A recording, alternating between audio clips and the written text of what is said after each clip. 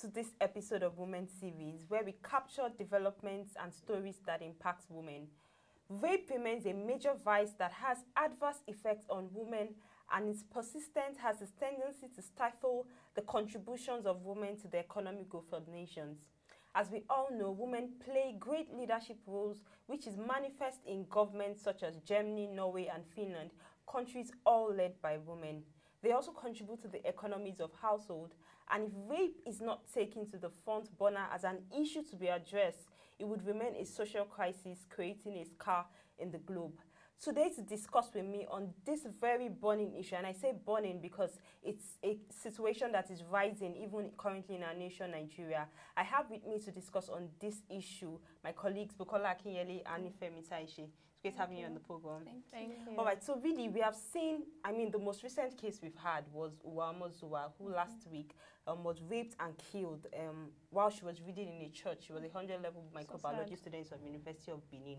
And I also remember that there was a case last year where we had a Miss Obanje. She was actually a guardian. She was schooling somewhere, and she was a guardian, and her guardian and his son were raping her for 5 good years, from age 8 to age 13. And then eventually led to her death last year by disease she contracted. For me, rape is not condoned, cannot be condoned under any circumstance. And that's why I believe that we should discuss it today and really even see other areas that rape can affect, not necessarily with the women themselves, but even as the economy is large. So Buki and Nifemi, I would want to, first of all, let's get our opinions and our thoughts on it. Personally, for me, rape is a no-no. I personally cannot imagine having a daughter, for example, say the case of Miss Obanje, she was 8 when she was being raped. Yeah. I cannot imagine having an 8-year-old daughter, and even I'm thinking of as a mother, talk less of the person involved. So basically, what's your take concerning the rape culture and rape as a whole, even currently operating in our nation? For me, it is a disgusting act. And the most common and lasting effect of rape involves in mental health. Exactly. And diminished social self-confidence. So in the society and within the peers. So, and for you to even rape someone is not something you agreed on. It's definitely you force someone. There is no excuse for that. So it's a disgusting act. For me personally, mental health, I think we should even just, Nifemi, what's your take? And then we talk about how we affect the person mentally, because we've seen situations where people they're depressed, they're committing suicide. But even let's even take that on one angle first. Nifemi, what's your opinion concerning this? Rape is something that, like Bukola said, there is no consent. You literally forced me. And anybody put in that kind of situation would be scarred. For life. For life. And that person, at it's times, a trauma that cannot be healed. You can't immediately. And sometimes people don't even have a friend or a sister to even confide in. So for me, I can remember we had a case sometime last year where it was kept rather closed for about over 15 years before she came out to speak about rape. But I want to even say first that when someone is being raped, if you're being raped or if you have been raped, please do not shy out from coming out to talk. Yes, to voice out. Exactly. It is not a death sentence. It is not something to be ashamed of. Exactly. It wasn't caused. And I know there have been talks about the fact that rape is caused by the clothes the lady wears, which is, it's very ridiculous to me. That should not be an excuse. I know we've heard people talking about it, but I don't even think it should be something to even be said or to be heard of outside in the public or even in the open, because you cannot, the act of rape is not on the victim.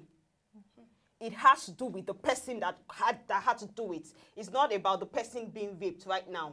When you are saying there's a reason, the reason is not on the victim. There's nothing a victim of rape could have done to instigate someone. Okay, so I know, and let's establish this fact really, that rape is not only for women. I know I've had people come to me. For both gender. Exactly. I've had people talk, men, when they were raped by house helps. while they were young, Yeah. which is really They were a molested topic. by house help. Exactly, which is really a topic for another day about men being raped. But the truth about it is women are more susceptible to it. They are victims to it. I would like us to, Nifemi, we were saying something before we even started this about the workplace, how it affects the lady mentally, how it affects the lady even in terms of relating with her peers, in terms of really her productivity at work. Yeah. The issue is, even, let's not even get to the extent of rape. Like even people that are depressed, they don't say it. They just put on that brave face and they just go about doing their daily activities. So in Nigeria, to even come out and say that, okay, you have been raped, if not for the fact that now people are taking social media and using it, you know, as a form of advocacy, as a tool to just, you know, reach out to people and all these like non-governmental organizations that are really helping people. So for me, it's not something that should be accepted in the society, which is really why we're having this conversation. Because it has reached a point where we have to move forward. We have to ensure that policies, we have to ensure that bills are passed that would really help these victims get some form of justice. Because in the end, like, they would still have this scar for a long time. Even sometimes to death. Yes. Some of them even commit suicide. So that's how serious it is. Buki, I remember you wrote an article. I mean, I saw an article you wrote last year concerning this. Yes, last year. Talking to the Ministry of Women Affairs, on Senator Pauline Talin. Yes, on steps she can take to setting agenda for Women Affairs Minister Senator Pauline Talin. Yes, it covers the area of sex, sex molestation, and rape, violence against women, and I think really a great act, because that just says that this is not something that has just started. Yeah, she really needs to work with the minister, Federal Ministry of Women Affairs in addressing. Yeah, that is Mrs. Farouk Sadiya Farouk. She really needs to work with her to combat all this, to curb this effect and have give effective results on it. And even the national assemblies and the state assemblies for a livelihood Nigerians women. And we really need to work on our girl child education. According to statistics for 2019, over 10 million Nigerians are out of school children. So the gap is huge, and we really need to work on it. So that's even let me just pick up from what Buki was saying. We need to make sure that these children are in school, because for you to even think of raping someone, how jobless are you? Like, you conceived it in your mind and you went and executed that action. And like in Uwa's case that has been trending, she was killed. After she was raped and she was murdered. Personally for me, I think earlier on today when I was really, because I knew it was top story on Twitter this morning, and I was thinking about the fact that, I mean, like I said earlier, we have currently prime ministers that are women. We have a chancellor that is a woman in Germany. Uwa could have been the next or the first female president of Nigeria. And that is a life that has been cut short. For me, that cuts deep, because I mean, for what reason could she have been raped for? There's no reason anyone should actually cut short a life, or even go through that experience.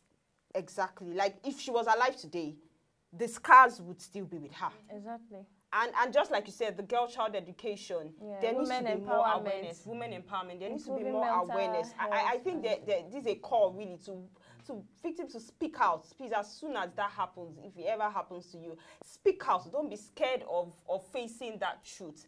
I also feel that even in the terms of stigmatization, I really hope we are beyond stigmatizing anyone who has been raped, because that's another scenario. And also, let me also add to that, there's a need for the Women Affairs Minister, that is Senator Pauline Talin, to create more awareness, that is sensitization for populace, for Nigerian populace, maybe on education, both genders, not only females, both genders, yes. and there should be justice for any, for consequence. There should be consequences for anybody that attempts such. I know, yes, exactly. I know there had been calls, like we had celebrities come online to discuss, and there had been calls for the killers to be brought to book, and I'm glad that today we saw a case of them. They said they had found one of the killers and then he was in custody. So I'm happy that it's being done. And then I know there was from the Senate president, he spoke out and was talking about the fact that there have to be more laws in place really to curb, because it seems like the law in place right now is not enough to to make maybe the vape people and apart from the federal Ministry of Humanitarian and Disaster Management and the Women Affairs, there's the NGOs, non-government organizations to support, and even the human rights activists in Nigeria, they should also support and work together and collaborate for effective results, to raise Nigeria livelihood women. So that's just it. Beyond, I would like us to move forward beyond the yes, we've identified that it's mentally. It's not even something I even want to imagine. It's not even something I want to imagine. But beyond that, there are impacts, there are effects that happen, even to the economy. And I can imagine having a rape victim, and then there is a stigmatization even for the family about their daughter being raped. The father might not even be, even in terms of her getting married, might not be very open by the fact that she has been raped. But there are effects, really, minus the victim. So I'd like us to also just talk, what economic impacts, how does it affect the economy? So, you know, earlier you said something about speaking up. Most times, because these victims don't speak up, they keep it a lot inside. But then they still have to be productive. They still have to pay their bills. They still have to pay their rent. So they have to go to work every Monday to Friday. For those that have to work weekends, they have to go to work. So if you are keeping such a burden, such a scar inside of you, then your productivity levels will be draining drastically. Definitely. And you need to speak to someone, because if you don't speak to someone about it, you will be dragging, you will be having it play like you again said, it can lead in to your memory and suicide. Yes, it can lead to depression, suicide. Buki said earlier that low self-esteem. And when a lady has low self-esteem, how is she supposed to, you know, go through different departments? Even in the office. So what people can do, what activists can do, what non-governmental organizations that do, what organizations that focus on, you know, the development of women can do is to, you know, really invest in technology, create applications, create websites for these women to speak up anonymously, because in the end, if you speak and your identity is known, you get stigmatized. Even your friends would even stigmatize you. So these apps would help these women express themselves. It will help them know the right steps to take. Sometimes ladies go through rape, and they don't even know that they are supposed to go to the hospital to check. Because they might have actually contracted disease, just like in the case of sexual transmitted disease. So they need to know that if you've been raped, you need to go for that checkup. Even post-op, like even after the first week, even after the second week. I think from your point, maybe you mean the government should work more on civic education. You know, there is civic education. I think that space is empty. Civic education, to educate maybe from inside the curriculum, school curriculum, from roots, from the grassroots, so that they can know the meaning, true meaning of this. So it's not beyond when you become 18. Yes. So like she said, education. So when we speak about education, I find that most times it's all the female. They have to be responsible. They have to do the right things. They have to be brought up well. They have to dress well. All these things all focused on the women. At what point are we going to start raising the male as well. I know that, yes, there are some guys that are also rape victims, but statistics are obviously showing us that it's more on women.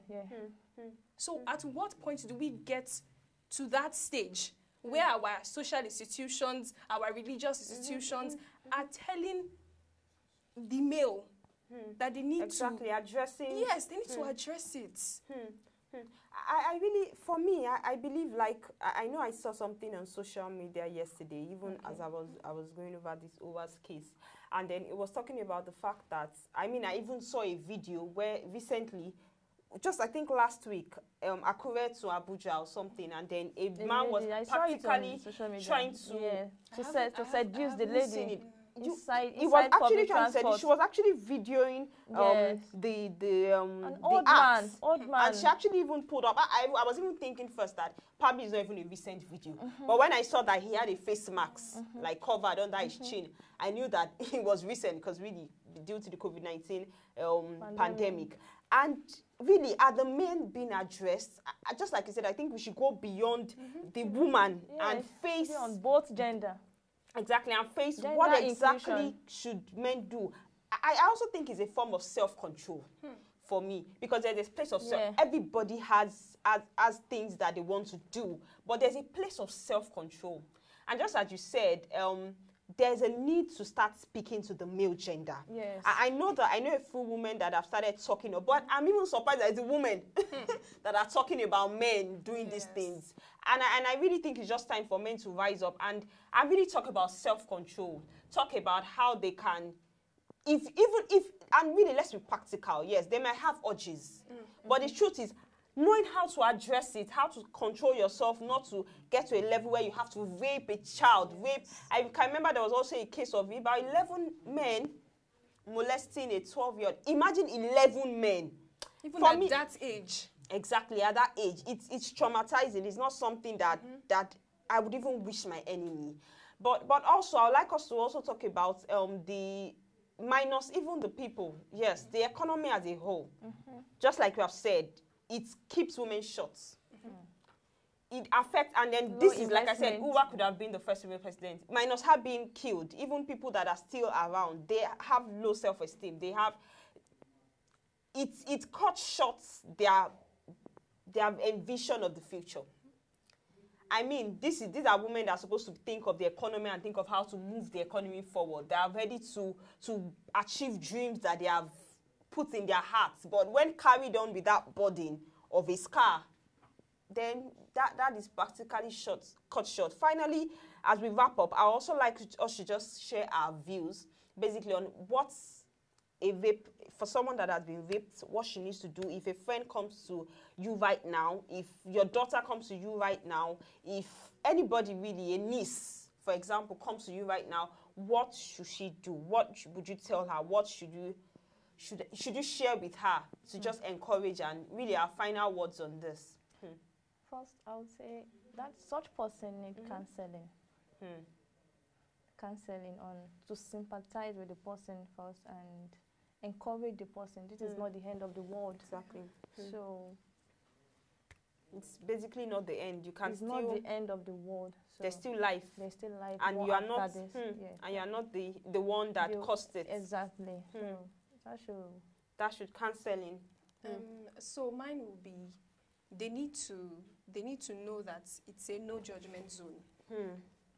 Because you're not speaking up because you somehow think that the next person is judging you.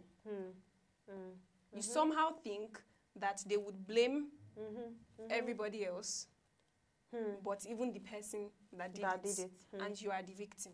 And would the person be brought to book? Yes. So they need to know that there's no judgment, and that they can confide in you. And even speaking to people about it, it's one thing to speak to someone that hasn't experienced it. True. But I know that, I don't know if we have such forums in Nigeria where people that are victims of rape can come together because they have one thing in common. And share their experience. Yes, and share their experience. Because if a girl or a boy is a victim of rape, and she's telling someone, or he's telling someone that it's not even, that hasn't gone through it, it's one thing to say, okay, it's fine, everything will be okay. But if you can speak to someone that has that experience, it's really touch. Yes, you're sharing your burdens, and the fact that as humans we generally connect to things that we can relate with, that we have something in common with. Even from school, when children make friends, they make friends with people that, okay, they have this in common, they have that in common. So those organizations would help to, you know, serve as a safe space for these people. So there's a place to run to. Yes. They are like minds. It's not like it's a stigmatization affair. And I think you mentioned something about technology. I think even creating a platform, even like WhatsApp, that people can come on and share what they together. Exactly. It would really help. Thank you so much, Bukola and Nifemi, for being with us on the my program. last thought, there is no excuse for rape. So rape is a huge trauma that cannot be forgotten, and let the girl child be at peace. Let the girl child be at peace. There's no excuse for rape. There's no excuse for rape. You've heard it all. There is no excuse for rape, as you've said. I cannot imagine it. I do not wish it for my enemy. For those that have been raped, please, please, please, if you haven't voiced out, please voice out. I know there are some organizations, and probably will leave them on here, that are actually would come to you and help you to address those issues, to have a healthy state of mind. Being raped is not the end of the world. It's not a death sentence.